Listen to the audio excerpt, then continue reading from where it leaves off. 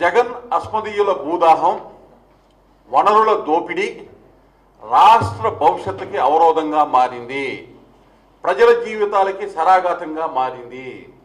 ఒకవైపు ప్రాజెక్టుల రూపాన ఇలా విద్యుత్ ప్రాజెక్టులని, రకరకాల పారిశ్రామిక వాడలని అస్మదీయ కంపెనీలకి వారికి సామర్థ్యం లేకపోయినా, పెట్టుబడి సామర్థ్యం లేకపోయినా, ఆయా రంగాల్లో అనుభవం లేకపోయినా కానీ లక్షలాది ఎకరాలు కట్టబెట్టినటువంటి తీరు ఒకవైపు కనపడతా ఉంటే, రెండో వైపు రాష్ట్రం మొత్తం చెప్పక్కర్లేదు. ఈ విశాఖపట్నం, ఒక్కసారి ఈ విశాఖపట్నం, ఉత్తరాంధ్ర ఇక్కడ జరుగుతున్నటువంటి భూదందా కానీ, ఏ విధంగా భూ కబ్జాదారులు రెచ్చిపోయి విశాఖపట్నం మీద గెద్దల్లాగా పేదలు, బడుగు వర్గాల వీళ్ళు వాళ్ళని కాదు, పారిశ్రామికవేత్తలు లేకపోతే ఉన్నత వర్గ అన్ని రకాల వర్గాలకి సంబంధించిన భూములు చివరికి డీ పట్టా